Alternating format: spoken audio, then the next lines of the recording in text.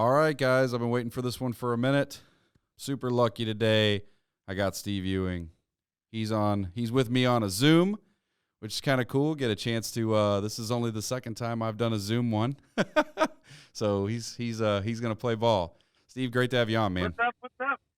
Yeah, Thanks man. for having me, my man. No, man, I appreciate it. I've been fortunate to have a friend connect us, and I've been recently in with my significant other to the shop down there. We had some amazing food, and I told him, I was like, man, you've got to let me bring him on. I was like, if it's possible to facilitate that in any way, I would love to. So That's sweet. it's awesome. So I wanted to jump in, man, a little bit about you, because some of my typical followers and watchers and so on and so forth, the folks who are tuning in, are mostly involved, like, more of the construction and trade side, and I'm focused on service in general. Sure. And you're obviously a very service-oriented gentleman these days. So Yep. tell me a little bit about coming up in St. Louis, man, pre-music, or your younger years.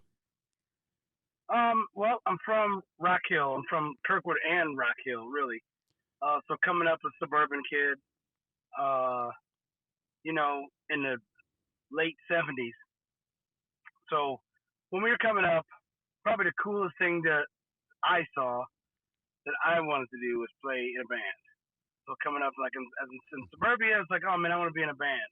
I played sports. I was an athlete, pretty much my whole life. Still kind of am, but music is what I really wanted to get into. So all through high school, I kind of just pushed my way towards that, even while playing sports. And then when I got a chance to be in a band, like with the Urge, like when I was 17, still in high school, I just jumped at that.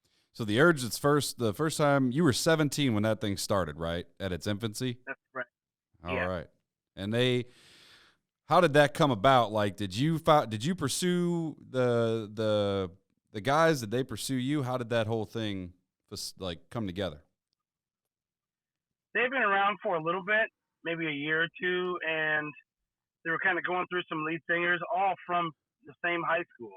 We all went to the same high school. So I knew the drummer's little sister, and she's like, my brother's band is looking for a singer. And the two of us were in choir together. She's like, they're looking for a singer. And I'm like, oh, really? The Urge? I love them guys. So I went by and, like, almost like that. I mean, it was like I joined the band, and that's when it started. And then at that point, because I was really serious about it, I think that kind of led the way for all of us to really get serious about making the music and playing gigs and all that stuff. Right. Yeah, man, that's awesome. So you guys started rehearsing, got together, this thing started jiving really well, you guys got really tight, and then you toured in St. Louis, and I read a ton over the last probably month off and on doing some research. Mm-hmm. You guys did quite a few shows here. What was the jumping off point because I remember reading a news article from like 97, I want to say, somewhere in there, where you guys were basically tied neck and neck for right there with like a 311 and a few other folks. You guys were kind of one of the top bands at that point. So how did that go from St. Louis to boom, nationwide? We knew we were doing well in the region. So when I say region, I mean like St. Louis, Kansas City, going even a little further west, and then maybe through Iowa and Nebraska and stuff. We were doing pretty well, but we knew that was it for us unless we put something out that we really believed in, and we hit the road. Right. So we knew that it was important for us to hit the road. So we hired Pat Hagen, who runs the pageant. Right. At the time, he was running Mississippi Nights, and he came on as our manager. He and our current manager, Phil Dunstan, were working together.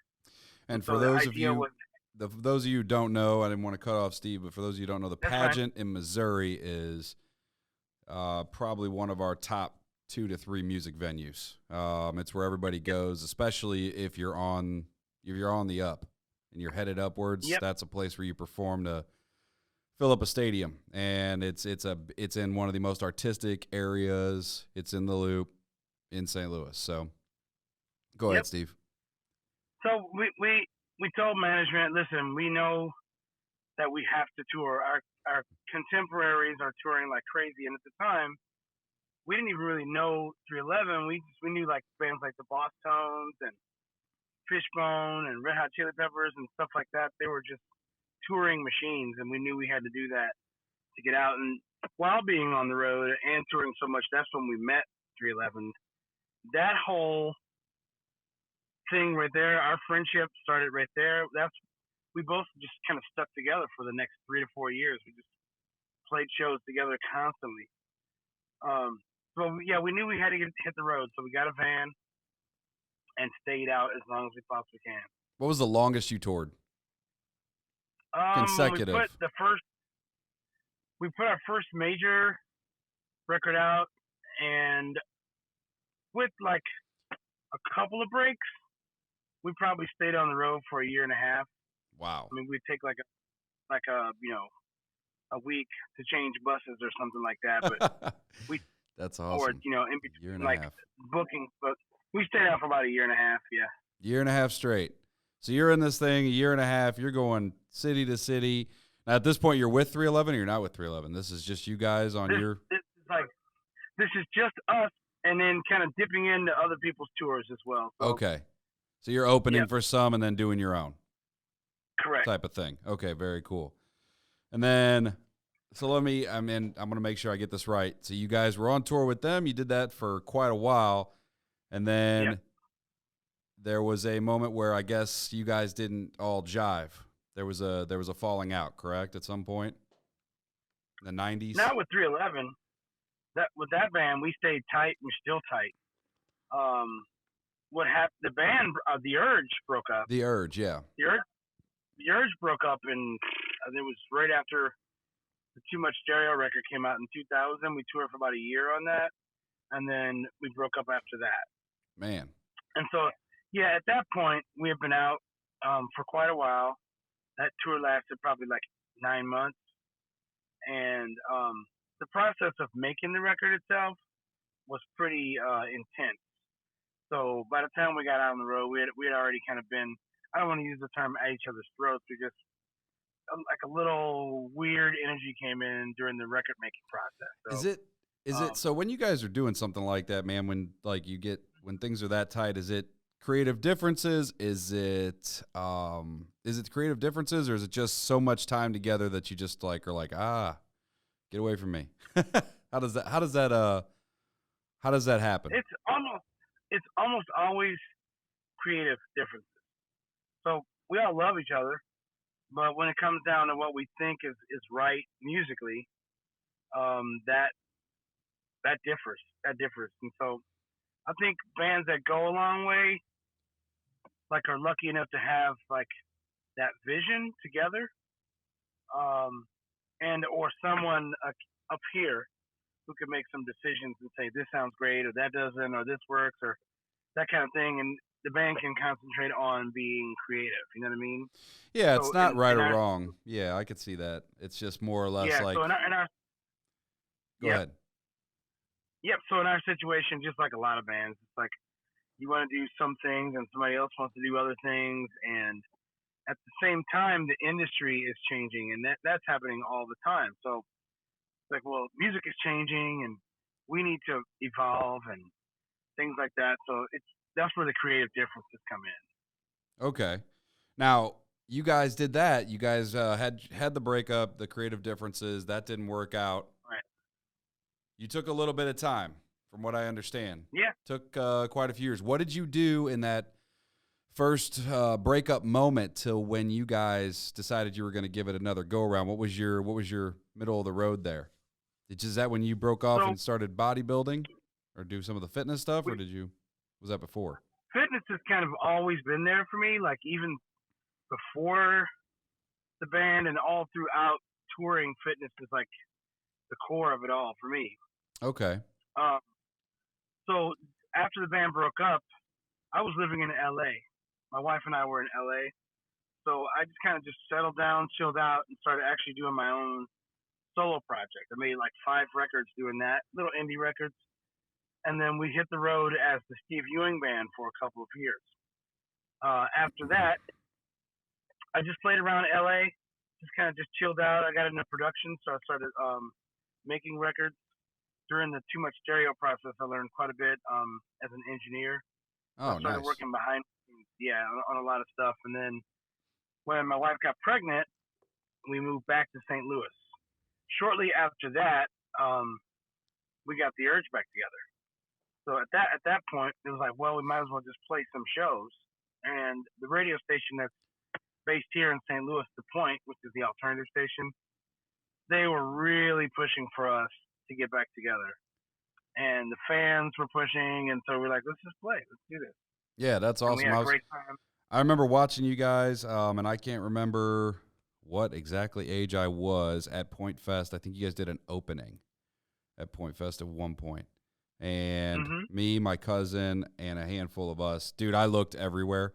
Like, dug through pictures that I haven't dug through in forever, trying to see if I had something I didn't, of course, because that was not exactly the era of phones the way it is nowadays. Right. I didn't have all that saved like I do now, unfortunately. But man, yeah, I was digging around trying to figure it out because some of my favorites of that time period were playing, and it necessarily wasn't the one you guys were in, but like Incubus Corn. Incubus is probably one of my favorites when I was younger. Like in high school, Yep. that was my jam. So I was pretty fired up by that, and I was like, man, I got to find a picture of this. I couldn't find it anywhere. So I want to jump backwards for 2 seconds. You went out, Okay. you toured on your own for the indie side. What was that like? I mean, a lot of artists just, it doesn't work the first time out. They head out and they don't ever do it again. You went and toured and did your own thing, wrote your own records. How was that? That was awesome. That was a lot of fun. It was a new band, a bunch of musicians that I already knew, who played differently. So it was just new, and it was a lot of fun. So the music we were writing was completely different. The style of play was different. When we were going into smaller venues, and so that was fun too. Just kind of getting back to that smaller kind of indie kind of thing. It was like, I don't know. It was just that energy was there. It was very cool. Is that indie? Is like- that indie style music in LA similar to like the country small houses in Nashville? Is it similar to that? I guess I was probably using the wrong term. Indie meaning like we were independent from any kind of major label. Yeah. So it was just doing it on a small scale. So, but the music we were doing was it was rock, but it had a little bit more of a soul and electronic feel to it. So it was a little bit different. The Urge was more hardcore, ska, funk, punk, which is what we came up on. This the other side of it. So it was cool to play something different. Yeah. So it allowed you to express yourself creatively in a whole different facet than you had in the past. So that's really cool. Yep. So we were playing to a lot of Urge fans, and some folks didn't like it, and some folks did. But it was just cool to do what I really wanted to do besides Urge. I want to do something different. So it was nice. Yeah, and I'm sure that was cool. Like, that's a bonding experience, too. You're like, hey, we're going to hey, wife, we're going to jump in the car. We're going to go on tour together with these new guys, and I'm going to. Well, yeah, that's a cool, different, that's a whole different feel. That's amazing. It's totally, no doubt. Awesome, man. So you guys get back together. You play Point Fest, I want to say, after you get back together. I do remember that. Yep. That was like the announcement was we played Point Fest to say, okay, we're back. Yeah. Yep, we're back. We're doing it again. How was that, the reunion? First time back on stage together after years. That was fantastic.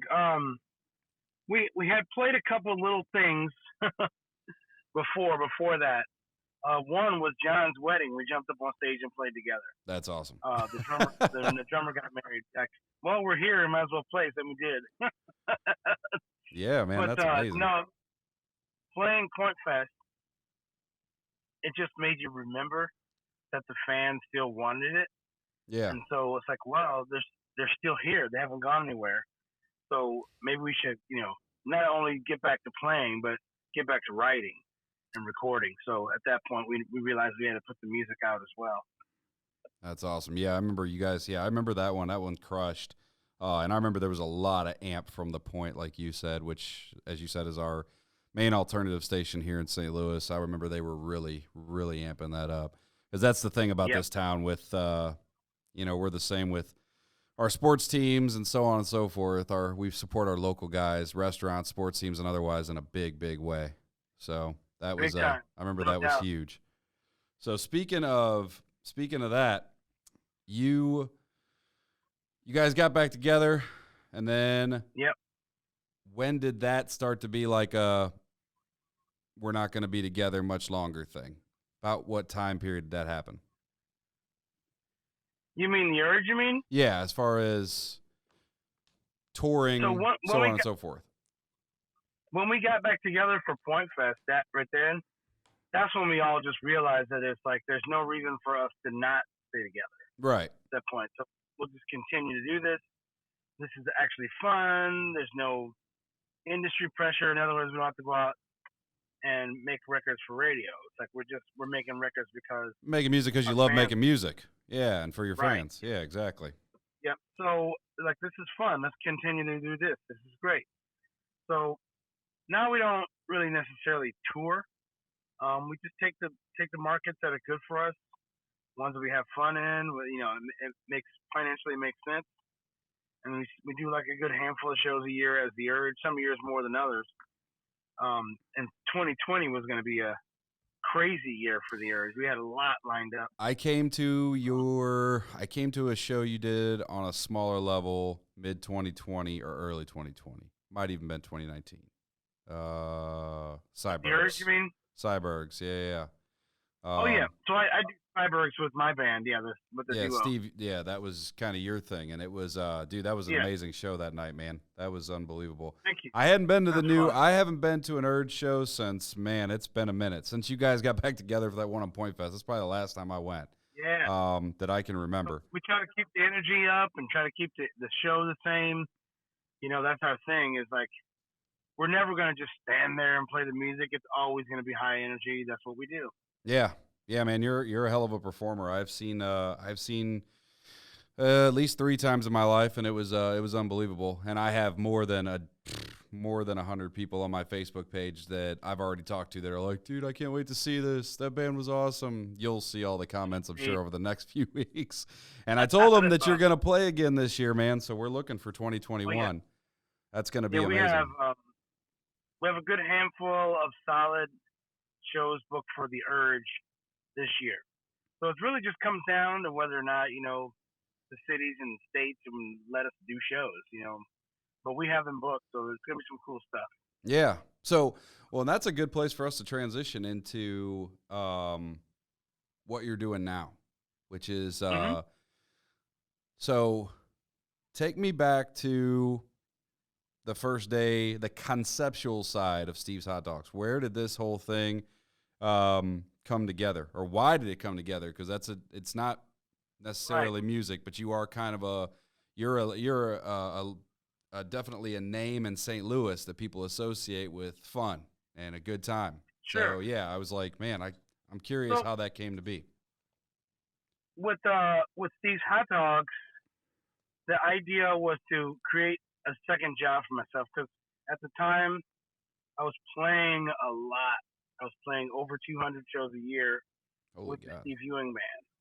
So we were playing a lot, and so I'm like, maybe I can find some balance if I start another small retail business. I could do that during the day, and then I could maybe play less musically. So it was the idea to find some balance. I really like how mobile food goes, and how that how you can start in at the ground level and start small without a whole lot of knowledge and make some money. So we started with doing hot dogs on the street. I started doing food at our own shows. Really? With the hot dog cart. Yeah. And then I started just doing lunchtime during the day with a cart down at the factories by the river. And that was actually working out pretty well. So this thing was really raw when it started, like raw entrepreneurship in a way. Real very small. Much so. Okay. Super small. Yeah.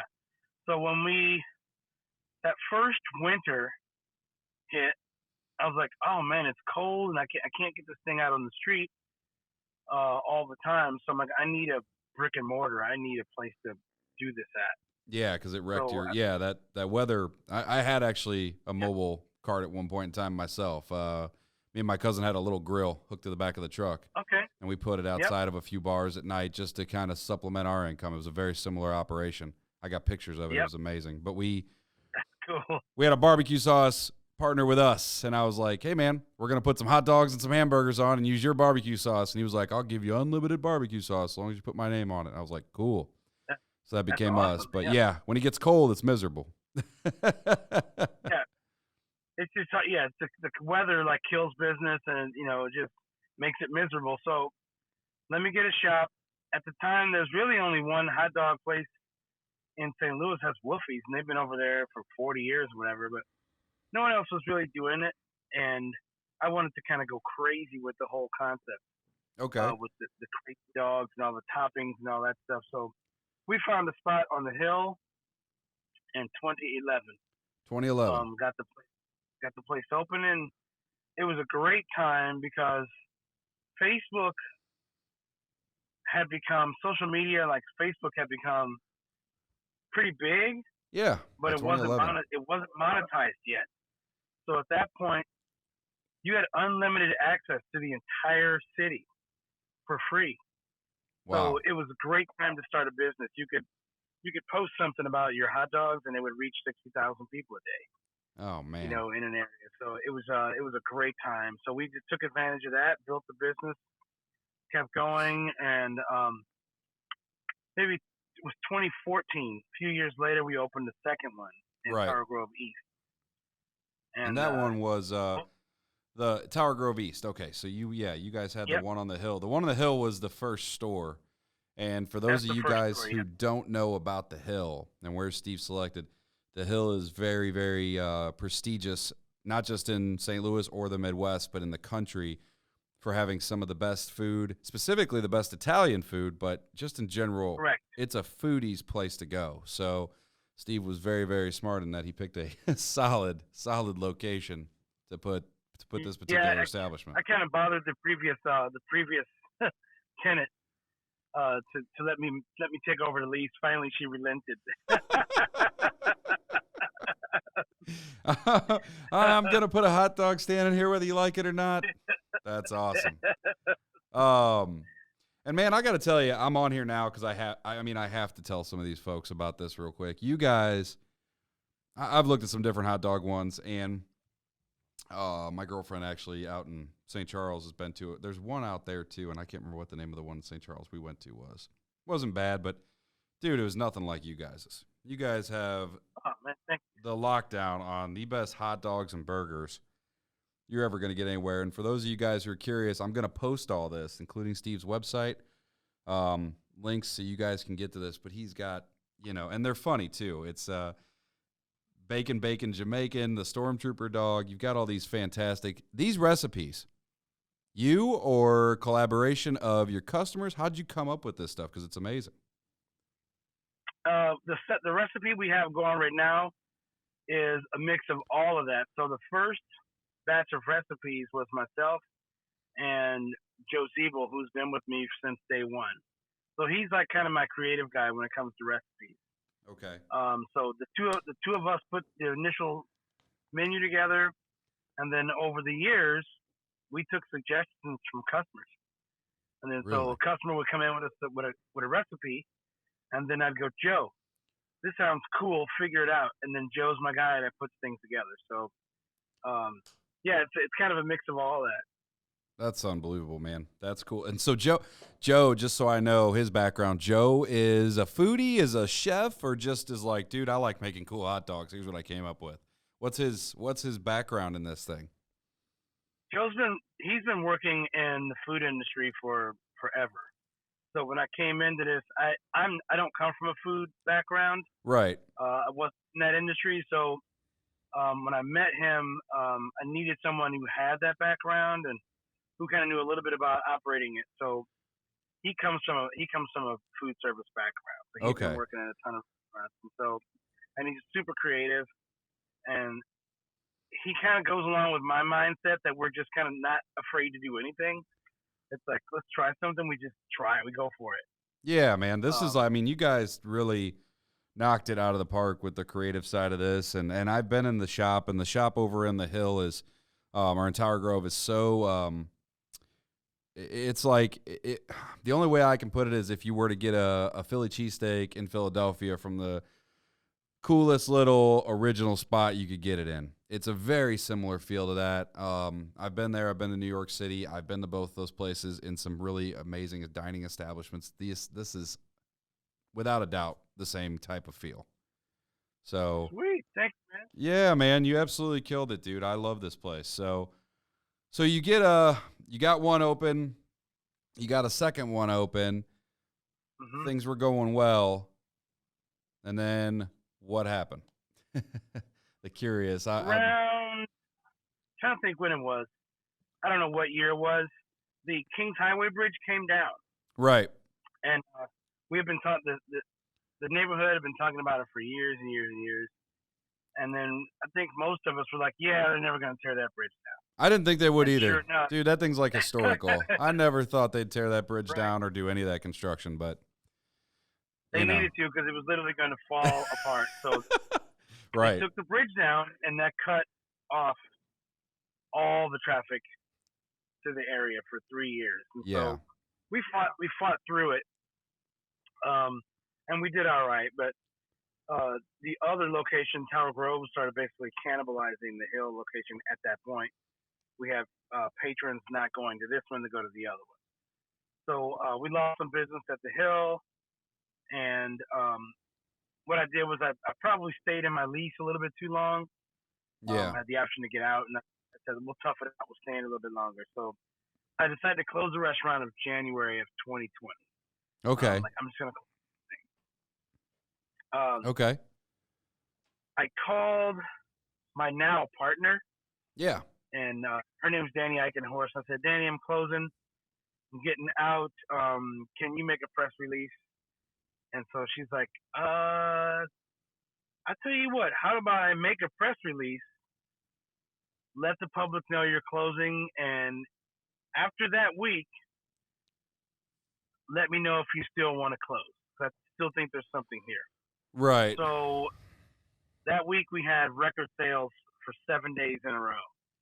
And in fact, enough sales to pretty much pay off like so much of the debt I had and really kind of get the momentum going back again. And also during that week, I saw pretty much every customer I had seen in the past 10 years.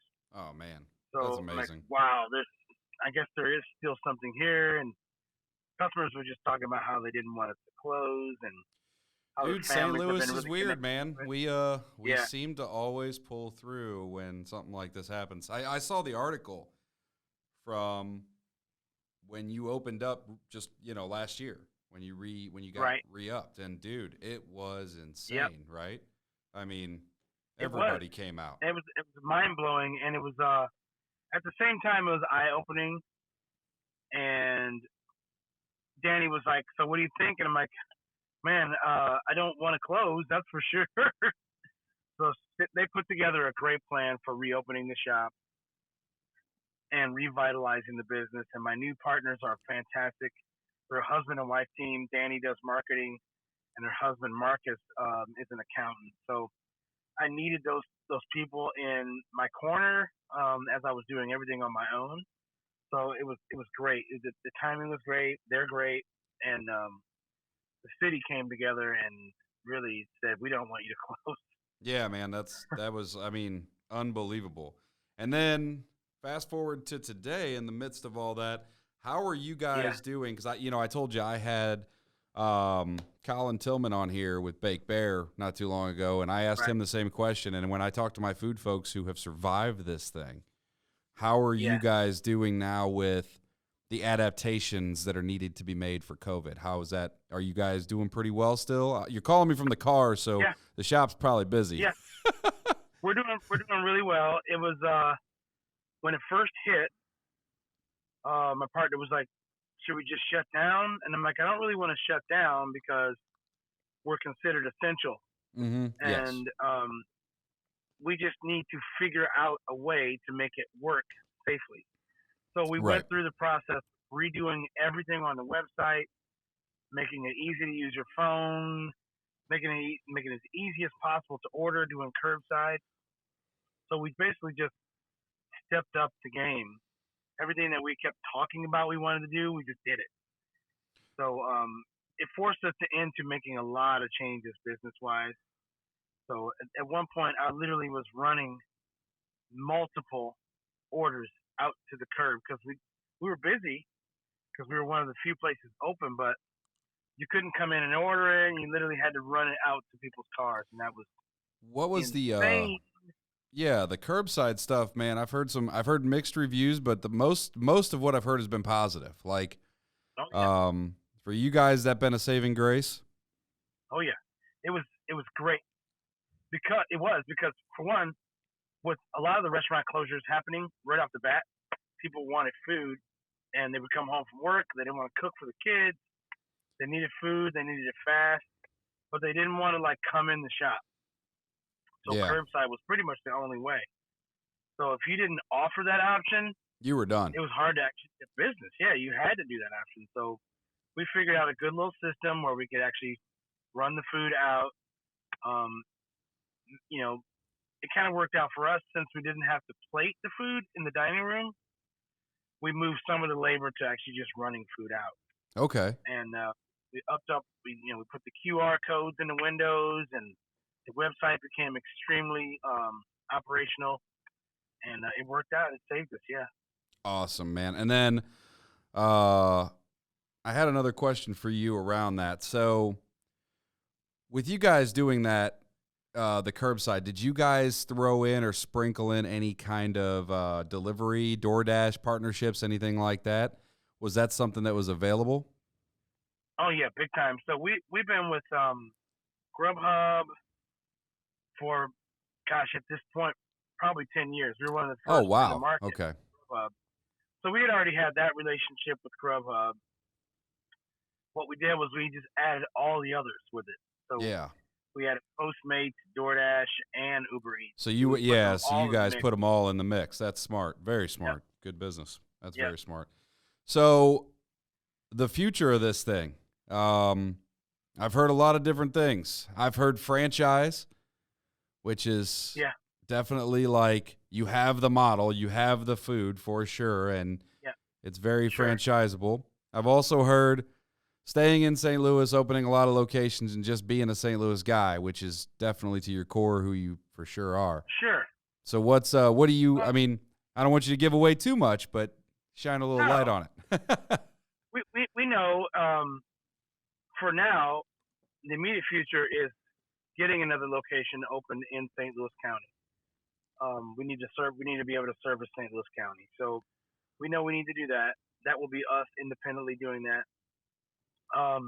We think about franchising, and that might be a little ways off.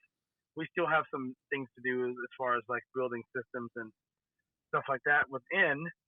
But like you said, the model is there. We've been doing it for 10 years now, Right. and we just need to be able to service a larger group. So we have the city, and we want to be able to service St. Louis County now. Nice. That's awesome, man. That's a hell of a story, and even more impressive to be able to. I mean, I don't know if you saw the Post-Dispatch release today that Eat Right is gone. Some of the best restaurants in our town, in the country, Oh man, have taken a hit from this thing. So just to be above water is unbelievable. right So now, congrats. yeah, just surviving. Even some restaurants, even not getting a paycheck, just being able to make payroll and keep it going until the weather gets nice in town, Yeah. until we get some vaccines going. Yeah, man. So congrats on surviving this thing. I mean, that's a hell of a staple to you and your partners for doing a good job. Thank you, man. No worries. One more topic I had, man. I'm curious because this is something I really didn't know about you at all until I met Harrison. Was the bodybuilding side. So tell me Yeah. about this. Tell me about this, man. Give me the clip of. You said you were an athlete in high school. Makes perfect sense. I'm Right. going to post some of these pictures you guys on our podcast because I did not know this. Had I known this, I probably would have integrated a little bit more into it. But how did you get into the bodybuilding world, and what are you doing with that today? Well, I was training.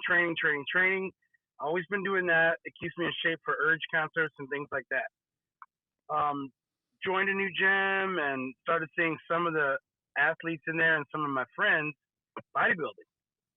And I always thought that it was a sport where you just had to be massive and huge, and Right. it's just like, oh, I can't do that. I can't do that. And so I started watching them guys doing it, and I always wanted to. I've always been fascinated with figure and working out. Right. Yeah. So they're like, no, dude, you can totally do it. You can totally do this. We'll kind of give you a guideline and how to get started and the whole pulled thing. you in. They did. They pulled you in. They did. So I just did a ton of reading and ton of research, ton of question asking, and ton of training. And I did my first show 4 years ago here in St. Louis. And man, you hit the stage and it's different. It's a stage and there's a ton of people out there, but it's different from like me playing with the Urge. I know those folks. They know me, and this is something different. It's a different challenge. The comfort of the comfort of music, and that's been your craft for so long. This was a new challenge, something you hadn't done. It's totally I was sweating bullets. It's totally out of my wheelhouse. So I was like, this is great. And I love that feeling, when you get to the tip top of your physical condition. There's nothing like it, So now I've learned a little bit more. I've done a few more competitions, and this year I'm training with a coach for the first time to do a natural show in Omaha in May. Nice. And so that's awesome. Man. I've been able to grow a little bit and develop a little bit more. And I turned 50, so I'm competing against folks my age, which is kind of nice. And so it's man. Travel a little bit. It's fun. Yeah, that's huge. And obviously, a steady dose of Stormtrooper dogs will make you. Yeah. Stormtrooper dogs all the way, man. I won the all natural. That's awesome. Yeah. So so that one's in May. That's an all natural competition, and that means basically, obviously, supplementation is very closely monitored. You really can't do anything outside of a very small list of items, right? Correct. So it's the same WADA list that's like for Olympic athletes. Okay. The same substances that you don't train with prior to competing. So it's cool. I've competed in the NPC league, which is unregulated, and kind of held my own in my age group. And so I just want to compete in the natural league because that's how I train. And that's huge. I think man. we all kind of look the same. And so really it comes down to, how well you conditioned yourself, how well you practice your posing, how comfortable you look on stage, that whole thing. So this will be a nice little challenge. That's awesome, man. Well, congrats to you, man, at 50. I mean, that's unbelievable. And you're around this food all day. Dude, I don't know how you do it. Yeah. If I had a hot dog place, man, I don't know if fitness would live in my world. I'd eat everything. You can't fight with it. You can't fight with it. It's just part of it. So I usually end my shows, man, with some off the wall questions just to see what you got for me. For you, I'm gonna go looking at, I've been doing a lot of reading over the last couple weeks on some of the things that have hit kids, especially in our area, from a motivational perspective. It's hard to get motivated to be more forward thinking per se, or just more forward moving, because everything has just stopped in its tracks. So one of the things I wanted to challenge you with was, I have 2 for you. I was going to do 3, but I got 2 for you. Okay. A piece of advice to a musician starting his career in COVID. Wow. Starting your career in COVID, it might be kind of an advantage if you're really serious about it. Spend time writing and recording, honing your craft as a writer. Because you can't perform. So work on your songwriting. Become a better writer. Really become a writer. And writing is all about practice and doing it. So the more you write, the better you get. So really concentrate on writing. Yeah. Okay. And then here's an off the wall one, man, is What would you give as a piece of advice overall in your experience in the last pretty much 10 years of being an entrepreneur? Just one big, bold statement you would say that would stick with an entrepreneur who's done what you've done. Well, you got to be willing to go out there and make mistakes. In other words, try and put your fear behind you and go out there after it and expect that you're going to make mistakes. That's what you got to – that's entrepreneurship for me. Like, you're going to make these mistakes and you're going to move past them and you're going to learn from them. Right. So take your hits, get up, keep pushing. Yep. Awesome, man. Well, dude, that has been a hell of an hour, and we have got a lot accomplished. And I appreciate. I still owe you a cigar and a whiskey night, which I have been made amply aware of after your or I don't know if it's gonna be before or after. How long have you got training left? You got 16 weeks, basically. I got 18 weeks. Yep. 18 weeks. So on the 19th week, we're kicking it. I'll be ready, man. I got a nice bottle of some Jefferson cask whiskey that I have not opened, and a really nice set of cigars. We're gonna sit down on my deck. We're gonna have that conversation, and hopefully that's you celebrating a trophy. Beautiful, man. Awesome, man. You're gonna rock it. Okay. I appreciate you coming on. I'm gonna have you back on later in the year when you get the other location and stuff, and we're gonna do a follow up on that show and all that. So, dude, I appreciate it, and thank you so much. Thanks, Jay. All right, buddy. See ya.